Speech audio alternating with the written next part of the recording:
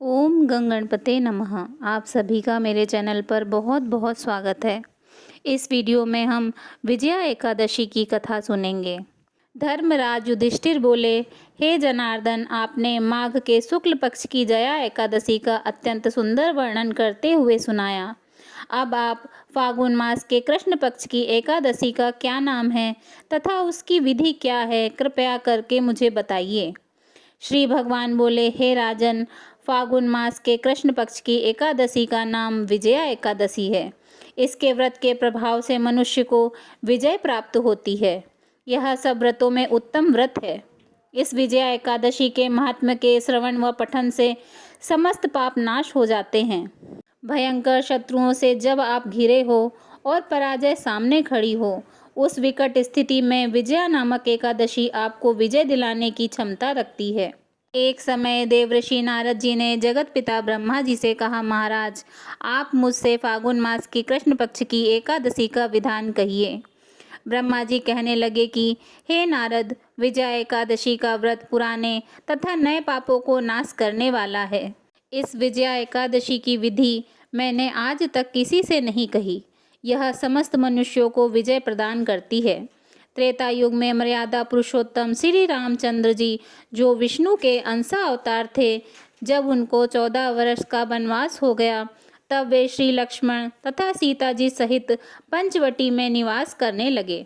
वहाँ पर दुष्ट रावण ने जब सीता जी का हरण किया, तब इस समाचार से श्री रामचंद्र जी तथा लक्ष्मण अत्यंत व्याकुल हुए और सीता जी की खोज में चल दिए।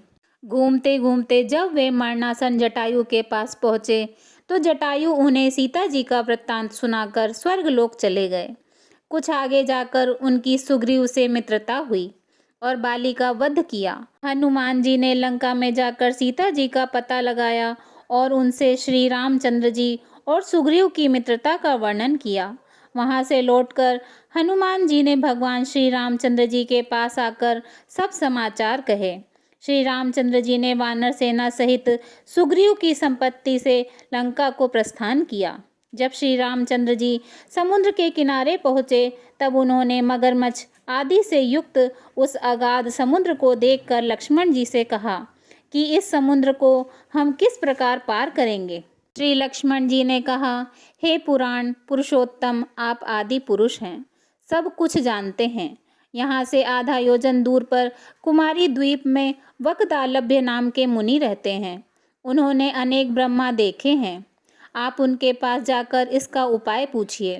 लक्ष्मण जी के इस प्रकार के वचन सुनकर श्री रामचंद्र जी वकदालभ्य ऋषि के पास गए और उनको प्रणाम करके बैठ गए।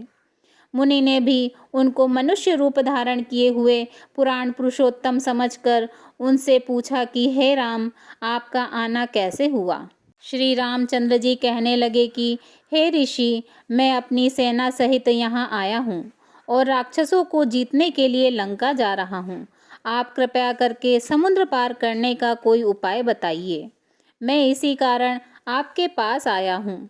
वकदालभ्य ऋषि बोले कि हे राम, फागुन मास के कृष्ण पक्ष की एकादशी का उत्तम व्रत करने से निश्चय ही आपकी विजय होगी। साथ ही आप समुद्र भी अवश्य पार कर लेंगे। इस व्रत की विधि यह है कि दशमी के दिन स्वर्ण, चांदी, तांबा या मिट्टी का एक घड़ा बनाएं। उस घड़े को जल से भरकर तथा 5 पल्लव रख वेदिका पर स्थापित करें। उस घड़े के नीचे सतनजा और ऊपर जौ रखें। उस पर श्री नारायण भगवान की मूर्ति स्थापित करें। एकादशी के दिन स्नान आदि से निवृत्त होकर धूप, दीप, नैवेद्य, नारियल आदि से भगवान की पूजा करें।